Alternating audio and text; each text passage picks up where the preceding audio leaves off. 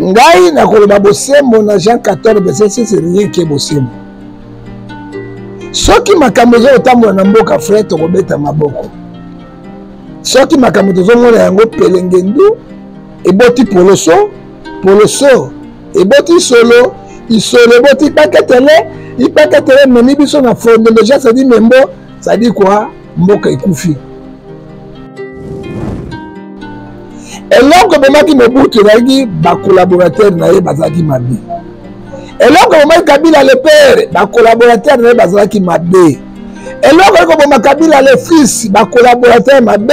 Eloko eko compliqué président Tshisekedi de ta peuple lingaki ye pe lingi ye entourage mabe. Nakoloba na Mutamba oyebi kokanga kaka bakuluna na bato ya moto. Mais ba voler le cravate dit non qui sont la détournement si quoi bango et bimi polele na Ligue 12 verset 3 si quoi bato batangi plus de 100 personnes ata moko na makalade comme ministre fameux ministre il y a finance avec la vice-président président de la République Nicolas Kazadi traitait directement avec le chef de l'État avec un traité na bato sur musuwala. Comment Nicolas Kazadi a fait un thème mabé le coup la Caïen, autonomie 1 Jean chapitre 3 verset 12 ne ressemblait pas au Caïen qui a trahi son frère. Nicolas Kazadi a oublié na pote, a oublié loko, a oublié na mbongo, le loko il parle de millionnaire, pas milliardaire na mboka Congo, na mbongo ya Congo. Alingami bimisa mosanto. Oh nous c'est linga wana. Ezaka pour la même entourage wana ya mabé. Après nos victimes, il y a un entourage et la preuve c'est que bato bakanisa ki na kolenga na kokima na zimbongo na zobombango ngai ata minute moko te na lenga te na lakisa na lakisi bato nyonso ke naza pembe naza eloko kobomba te na affronter bato lokuta basuki pe mais comme banima défaite te baza koka satana te banima défaite te abandeli lisusu mais bato wana kaka bato entourage na mabe wana nde bakokontinue mosala na bango. Gilles Alenget na tour na ye. Toyebisaki bino te Gilles Alenget da moto amaye la poloso. Gilles Alenget bafundi mingi na balibane baescroquerie makambo ebele. Le président Monier a révoqué et apesi pension anticipée. Akosalaka mosala esu na Congo te. Po moyibi eleki, escroquerie eleki, inspecteur général de la finance. Et puis, détournement financier, vous allez plus qu'un 23. Mais l'équipe même nanga, n'a d'ici mon l'esprit ma baie. De l'autre Congo, c'est combien chez nous, c'est bien. Hein? Atabo Sambi, à Tanzania, au Sambi, Sabino, na Romain 14, verset 10, na mon collègue Koufa, où il y a le 10 au Salem. Moto, yon a Jégamine a échoué, Kabila a posé, na Moïse Katou. Baye na pas na gouvernement ba imposer Zouzou ba tieye partez le président Sénat. Vous croyez qu'il y a qu'on livrer Kabila ata mokolote Boyoka. Conversation secrète entre Joseph Kabila et Sama Lukonde. Lieu Windhoek, Namibie, résidence protégée de l'ancien président Joseph Kabila. Lieu opposé, Palais du Peuple, Kinshasa, bureau de Sama Lukonde, président du Sénat. Canal, appel crypté par satellite en pleine nuit. Connexion sécurisée, appel en cours. Joseph Kabila, voix grave, calme mais tendue. Sama ne permet pas qu'on touche à mes immunités. Les Congolais vont me ridiculiser. Tout ce que j'ai construit sera détruit. Sama Lukonde, voix posée. Je comprends ta crainte, Mouzé. Mais le ministre de la Justice, Constant Mutamba, te vise personnellement. Il est acharné et il a l'oreille de Félix. Joseph, frère, tu es mi-Swahili comme moi. Tu es mi-Swahili comme moi. Ce n'est pas seulement politique, c'est une question de survie pour nous. Aidez-moi. Ça m'a répondu. Je peux temporiser, ralentir la machine, mais je ne peux pas m'y opposer seul. Tu n'es plus en RDC et les choses changent vite ici. Joseph, dis à Félix d'accepter la cohésion nationale. Je ne demande pas le pouvoir, mais le respect. Si je tombe, j'entraîne beaucoup de monde avec moi. Tu sais de quoi je parle, Sama. Je lui transmettrai. Mais n'oublie pas, aujourd'hui le peuple a soif de justice et Félix veut du sang pour apaiser les frustrations. Joseph, ferme, il dit. Alors dis-lui que je suis prêt à négocier, mais pas à me faire humilier. Si je dois disparaître, ce sera dignement. Sama, soupirant, il dit, très bien, donne-moi 48 heures, mais sois direct. Ce genre d'appel pourrait faire tomber des têtes si il est fuité. Ok? Joseph dit, je te fais confiance et rappelle-toi, même en exil, un lion reste un lion. Fin de l'appel. Silence lourd des tensions. Ah. Isaiah Solo, Isaiah Lukuta. Ok. Donc. Le véritable patron de Kabila. Et à ça, Kabila, na Moïse Katumbi. Quoi, c'est là qui na parti politique à Katumbi. Yoka Nzambe a bombardé ligue nous va faire conversation na bango na Kabila. Kabila zo ba nous sommes les Katangais. Kabila Katangais rwandais. Abiko tekate ko l'unité ngé elongwata. Samba Lukonde abi patron na yoki yango a bloqué on a ça to kotana makambo na si. Dans un état de droit ou dans un état ya zinc. Même Samba Lukonde Bavox Bini, il doit être poursuivi par la justice congolaise, l'article 112 de la Constitution. Autre trahison, monsieur. Montant complice de M23. Naba rebelle. Amos 3.7. Dieu ne fait rien sans toute vérité que les serviteurs vendent à fouiller dans le Congo pour malheureusement le Bayam. À qui de protéger Samba Lukonde. Jusqu'à l'autre, comme il y a une guerre, il y a une institution. Qui est qui, nous ne savons pas. Tokosukawa peut être Bandawa. Guerre na S, guerre à l'institution, guerre à niveau, pour ne sauvegarder, battu à Makila, traître, voleur, exhibateur, Bazalakaka, Nabiso et l'homme. La guerre d'agression a duré trop longtemps en raison de nos divergences. L'ennemi nous a manipulés en créant des conflits inutiles à travers des messages séparatistes.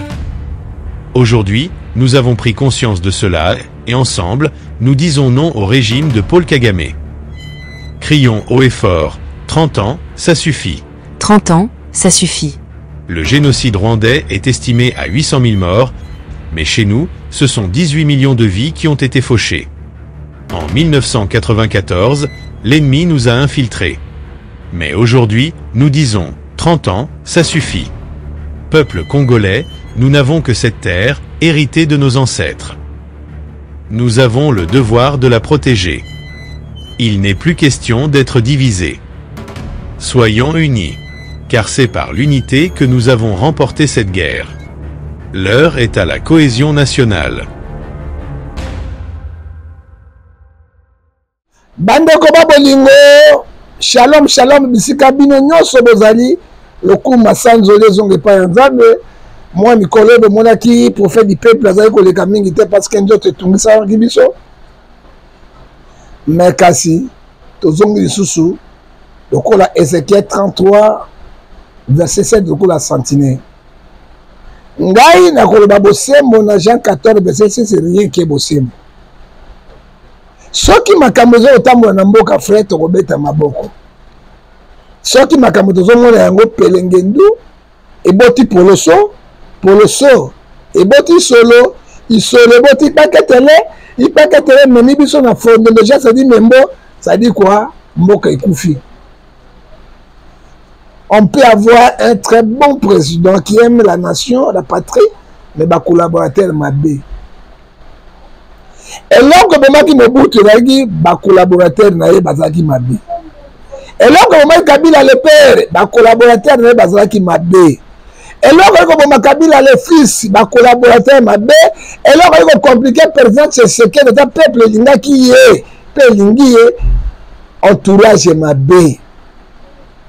Frère soeur oyebi soki nakabati article 58 ya constitution alien 1 à 2 alobi ete barichesse nyonso bacongolais il faut biso tozosepelana yango mpo tozala bénéficiaire. Or que richesse ya congolais ezali na quelque individu toya kotika bango na bana na basi na bango na loyenge eloko ni peuple ezoko bénéficier sikoyo. Président de la République azosala nyonso akosala comme garant de la nation, akanga mabe ablame bango mabe apesa ordre mabe. Donc bazali kaka na bavirus wana ya Pablo Escobar, bala virus ya Pablo Escobar ya mbalima ya jango.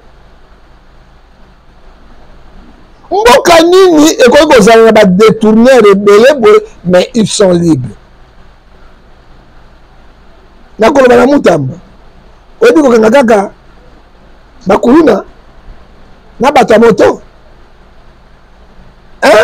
mais bavoleur au cravate obi naoki sola détournement sikoyo bango ebimi polele na Liki 12 verset 3 sikoyo bato batangi plus de 100 personnes ata moko na makala te.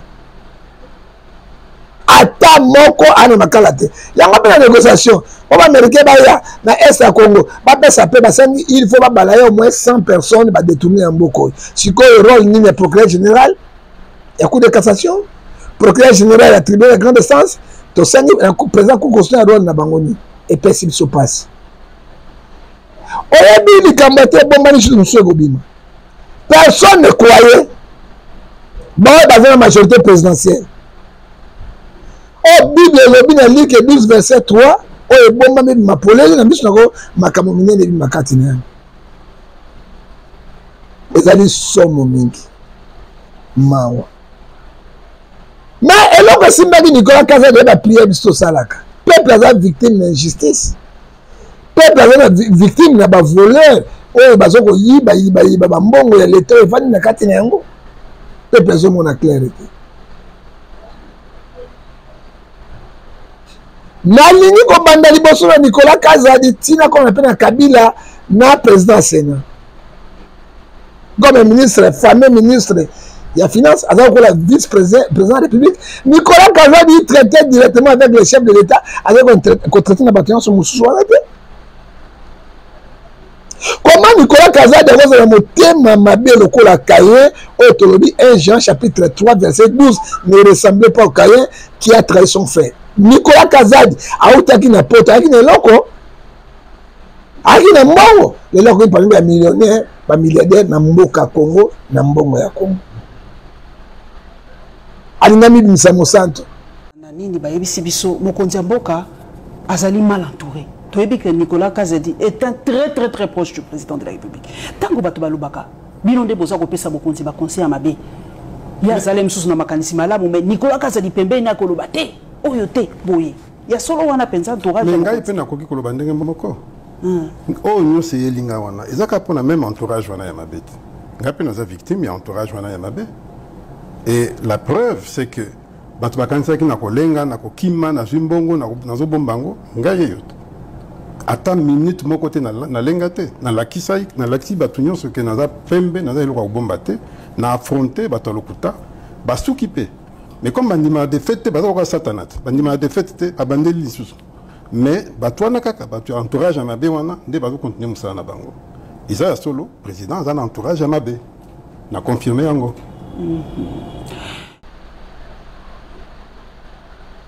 Frère, Nzambe afungolaki monoko na mpunda koloba na Balaam.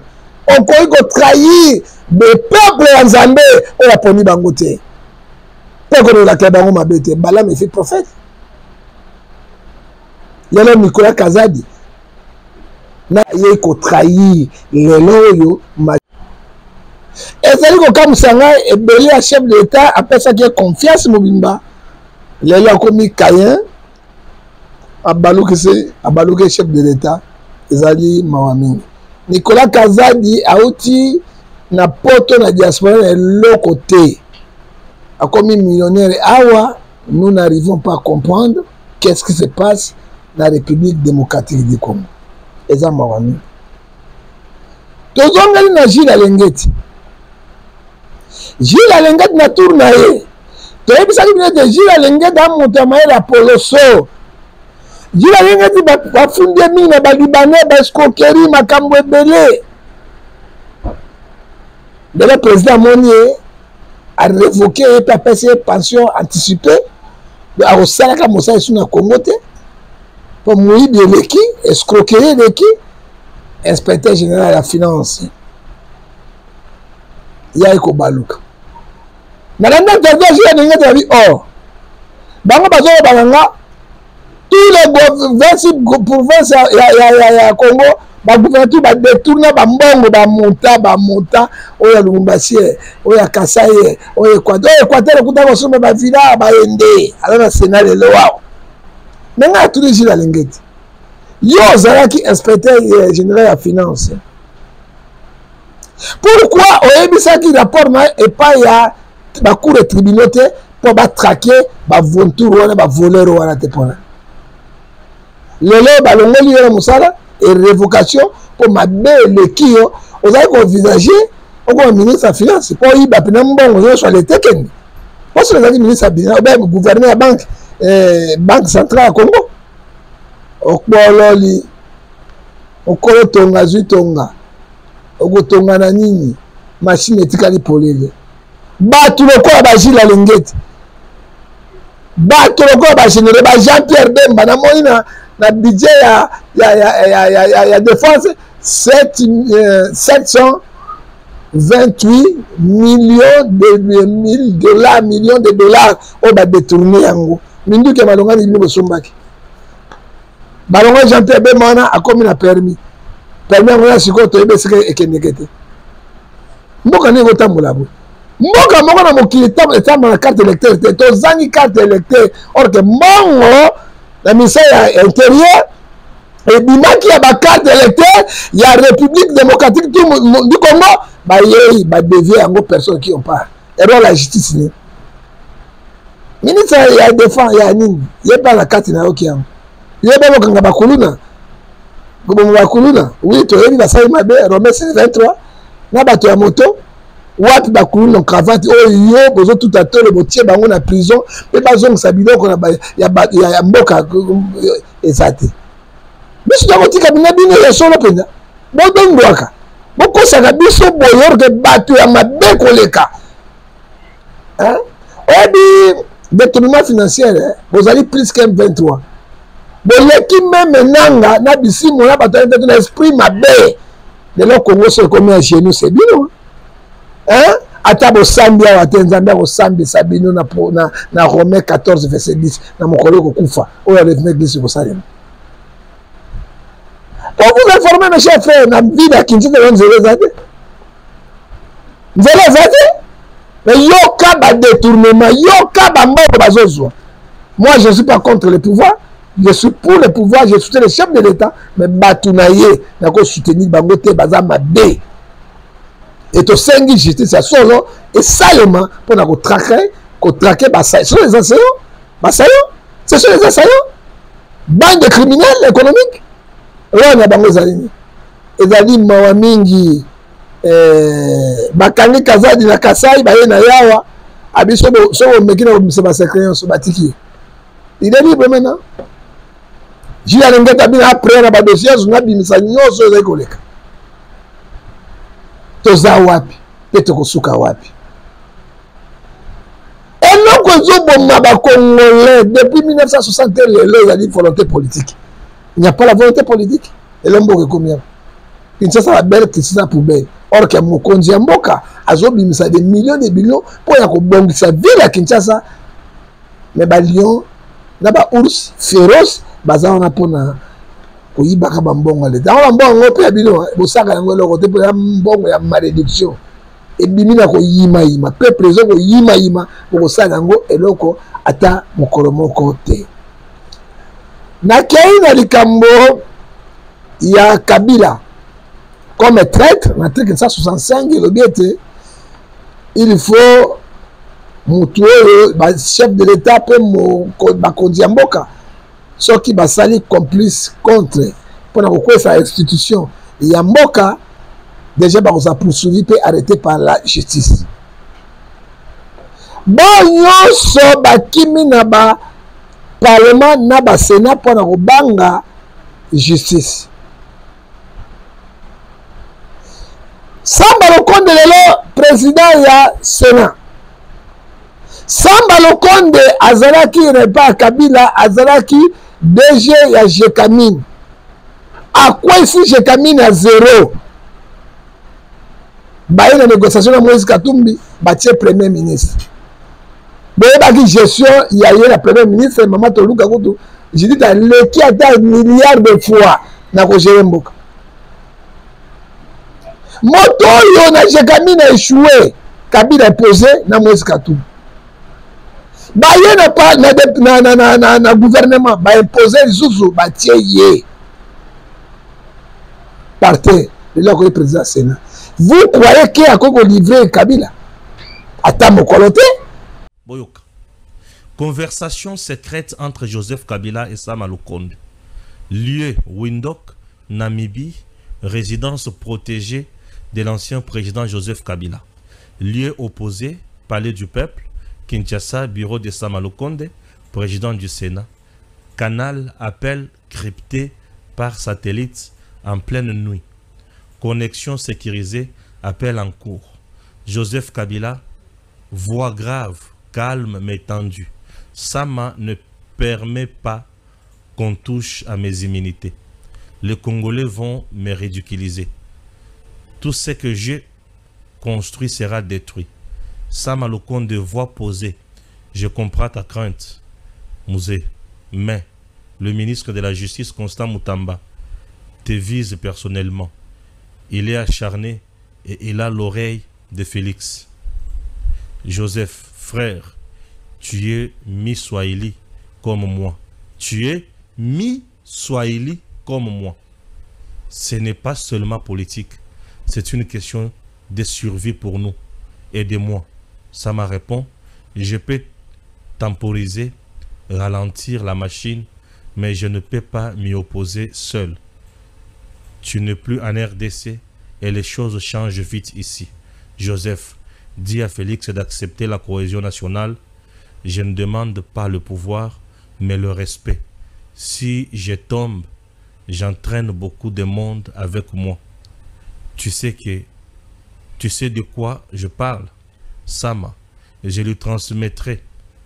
Mais n'oublie pas, aujourd'hui le peuple a soif de justice et Félix veut du sang pour apaiser les frustrations.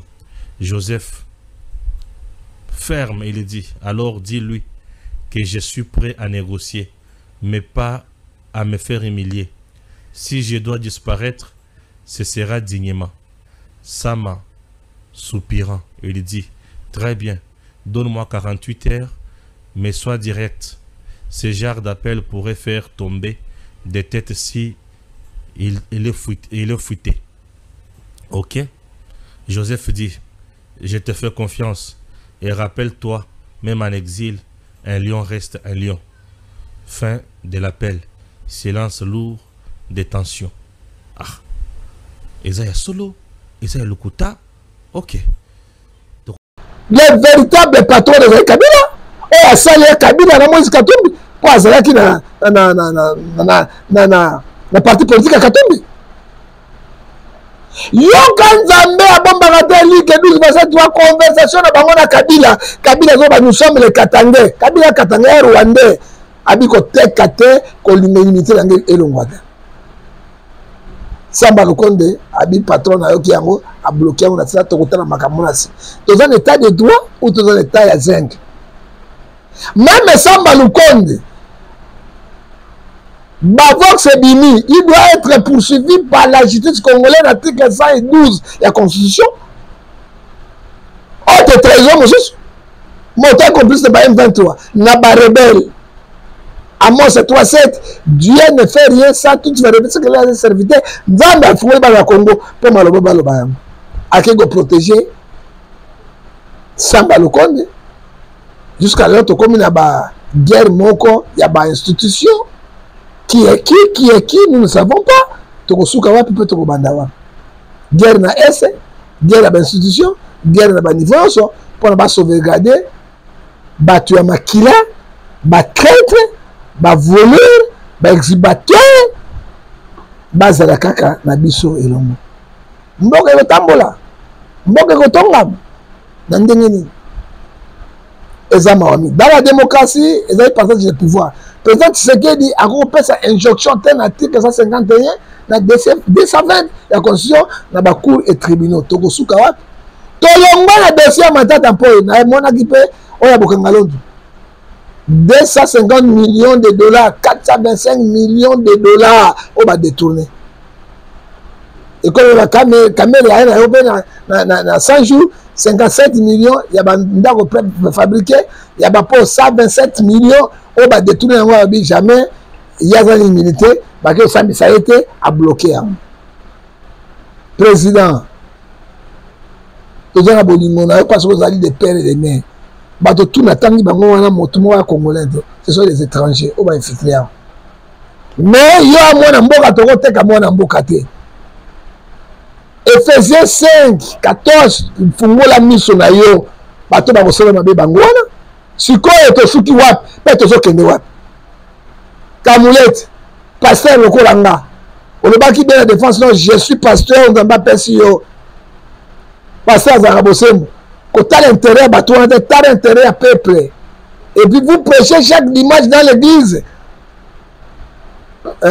mobeko nzambe atika biso moko Jean 13 verset 34 je vous laisse le nouveau commandement aimez-vous les uns des autres est-ce que bato wana bakabila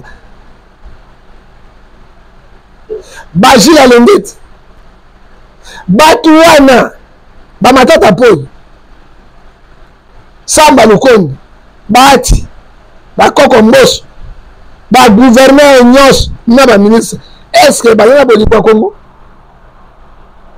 Jean 13 verset 34 comment le pays le plus riche du monde okola biso peuple souffraka boye courant eza te mai eza te banzela eza te bagangisere bazwi bambongo batie na poche na bango nyonso bameli yango qu'est-ce qu'on pourrait faire président fungola maboko fungola miso na yo nous sommes là pour vous défendre et pour ngai monsieur le président dissoudre assemblée nationale parlement na sénat dans un état de guerre pe bato wana nyonso bazala poursuivi par la justice batia bango na ngenga na makala te na ngenga bazosa bongo à l'état mena condamné bango na lourde peine parce que bazali benemi ya Congo et makambo ezali kotambola te à cause de naleki na likambo oyo ezoleka basi ya poto namonaki na video moko ya mama moko bote na France to na Belgique azobenga na mobali nakolakisa yo zoba ebembe ya mama na yo mobali nabi nga na keposaki ndumba te nabima na papa na yo koma basi bozwi culture ya mindele Afrique ebebi nous sommes les Bantous to recopier biloko ya mabe te bolata ba pantalon bolata ba kilote te bolata ba chemise te conséquence yango wana Deutéronome 28 verset 28 Dieu vous envoie l'esprit d'égarement bokobika te mobali azobanga liso bateka mbata boye bakobotola ngai mokanda bakotianga na prison nakonyokoma bokomi konyokola mibali et puis bozosala yango mpona passion alimentaire bozosala yango mpona bambongo bafutaka bana social ekokatana na komi na Yesu bokoyeba ya valeur ya mingi kala mingi te ekobanda na France kala mingi te soki nga na moi na kati na Biblia Ephésiens 5 verset 22 à 23 femme que chaque femme doit soumise à son mari mwasi nyonso atosa mobali na ye bino basero ya poto botosaka mibali na bino te mpona nini à cause na mbongo o mindele bazokosa bino 1 Timothée 6 verset 10 boteki bonzambe na bino na famille vous serez sévèrement jugés dans le tribunal de Dieu na mokanda na Romains 14 verset 10 le mari est le chef de la famille et mwasi nyonso akotosa mobali mpo azali mokonzi ya libota lelo koma au contraire basi bamibali bakoma sukola bino basous-vêtement bakoma kotika bana balekole bakoma kolamba na ndako na kosala mpe boni soki aganja mbila ekoya kokanga ngai eya koboma ngai boza mabe ya koleka epuis boyeba ete na Ézéchiel 18 verset 20 péché moko ekotikala impuni epai ya Nzambe te yango botika baselibatere ebele na poto basi bazobala bino te na bizaleli ya mabe kolingaka makango pamba jani akufika na makambo na bino wana mibale ebele bakomi na bakati badetrake mental à cause na misala na bino bomeka biloko na Afrique bomona nde bokozwa bibotu mpenza makofi ya solo bokolapa mundele lokwa bandokele bamagicien na bango na biloko nango mabe basala mpe basomba bavi na bino bamitu na bino ebeba parce que ezalaka ta mokolo moko te mpona kosukisa TikTok ezali centre moko ya satan esika avandaka alalaka asukolaka mpe aliaka bandeko na ngai basi koma bokokoma na baniveau ya barke wana bapede mpe bakoti na kati parce que bango bato bapona mpona kosika na moto ozofinga moninga na mwasi eloko oyo oza na yango olongo wana komi kofinga mama ya mwasi fumbangani na yo ebeba ekwa mama na yo pola makambo ebele yo oza na yango mes chers frères otango ofunda tata moninga ofinga mama moninga sikonga nazotuna bino batiktokese oyo boza na kati ya batiktok oyo komuka liboma moko bakola bato moko je n'arrive pas à comprendre et personne qui condamne Ephésiens 5 verset 11 condamner biloko wana bapasteur baprophète bapotre bote ya mikolo nyonso pourquoi vous ne condamnez pas de tels actes diaboliques kotambola na mwasi na mobali soki batamboli ezalaka biloko secret lelo elongwa secret ekoma kofilmanaka ekoma kolakisanaka oya boye namonaka mwa moke oyo ezala boye sikoyo bozoteya bana na bino bandeko na bino bapapa basere bazotala yango éducation nini oyo bozopesa na bana na bino na bandeko na bino eza makambo ya soni mingi mpe eza mawa mingi biso baafrikain mindele babebisi bino mwa mbongo bazosomba biloko babebisi bino ntango bokomi kotambola bambwa mbwa azobeta moto abeta magoda azobeta yo makembese mbwa ya mbwa mpe atie ozengo bakobotisa yo nyama oza su bato te ntango bokomi kodia matière fréquente à cause ya mbongo 1 Timothée 6 verset 10 kaka basi omoni ke boza su bato te ntango bozoposanaka mibali bozobomaka mayele ebele obotisi ngai bana ya kitoko so mpe nzambe abotoli bana tu kitoko na accident wana oyo ebengani mobali wana tata bakena motema ya koyimayima bana bakola malamu bauti na mbota na ye Joël chapitre 2 verset 12 bosa repentance mpe bosenga pardon na kati ya Matthieu 18 verset 20 à 22 soki bosali pardon ya solo te nzambe akozala kati na bino te bolungu na Afrique bien moto bala afutili tike awa akeni na poto obaluki ale yakoyi moto mabe obengani mpo tika na ndako mpo tika na bana Proverbe 15 verset 3 miso akolo eza kotala yango bozosuka mabe yango nzambe atineli bacancer cancer du thyroïde cancer ya makila de ça cancer ya sein cancer nyonso bozokufa na yango soki bokobongama te ezali pasi mingi epuis na kosanga na gouvernement congolais TikTok etikala kuna mindele na bapays mosusu bolongola yango na Congo parce que ekomi kobebisela biso bana na niveau moko impossible ekomi kopesa na lelo na veni nanga namoni mwana mwasi moko na camion ezalaki nini keti na baninga basi na kati afungoli makolo na ye azogangela epeti nabengaki yo ozoya den bandeko na ngai nzambe asali biloko mibali na kati ya nzoto asali njobi mpe asali fumangani fumangani epai ya mwasi njobi epai ya mobali mpe se maîtriser represser la terre oyo ekomi balesibele bakomi sikoyo koleka mibali bamosexuel akuti mikolo oyo badimine moke nous n'arrivons pas à comprendre. Pour moi, en tant que prophète, 7 signes de temps de la fête sont accomplis. Retour à Christ, les apemènes.